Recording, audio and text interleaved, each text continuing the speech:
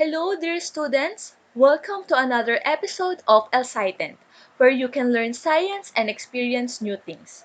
For this video, let's study about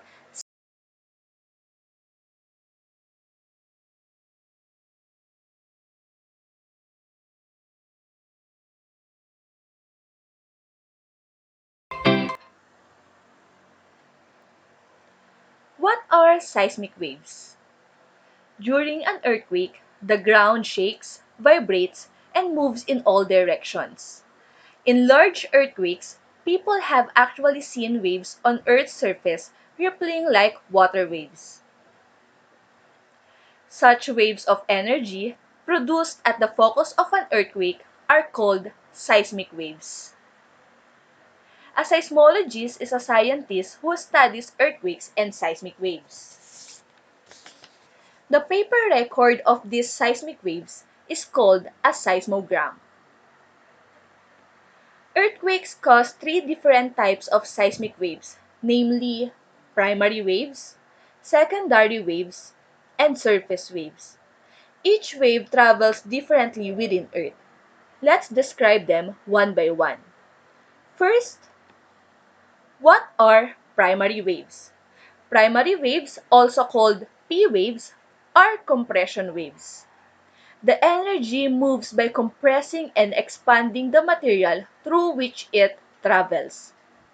When a P wave moves through rock, particles in the rock move back and forth parallel or in the same direction the wave travels. Primary waves are the fastest seismic waves. They are first to be detected and recorded. P waves travel through both solids and fluids. Next, we have secondary waves. What are secondary waves? Secondary waves, also called S waves or shear waves, travel at right angles to the material they move through. Meaning, S waves cause rock particles to vibrate perpendicular to the direction that waves travel. The shearing movement changes the shapes of rocks.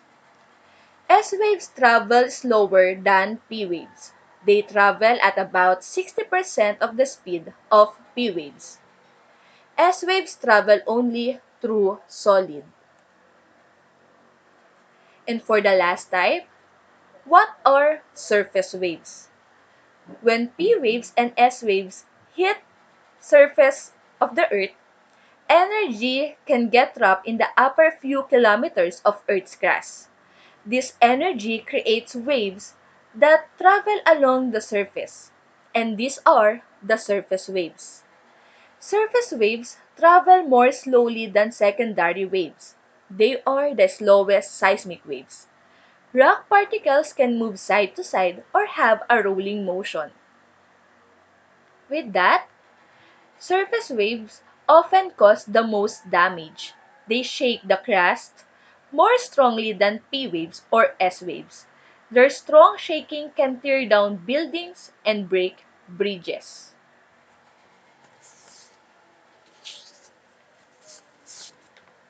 What are the speeds of seismic waves? All types of seismic waves start at the same time.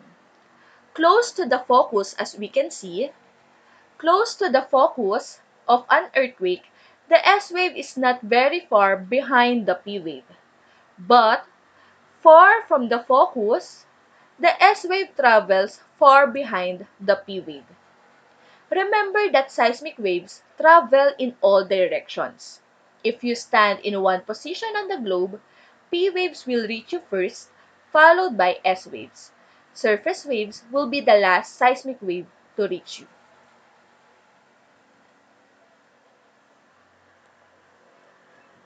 Seismic waves shake the ground violently, causing destruction. However, without seismic waves from earthquakes, scientists would not have been able to measure the internal layering of the planet. Scientists can track the patterns of seismic waves to understand more about the rock layers in Earth's interior. And that's all for this episode. Thank you for watching. Stay tuned for more exciting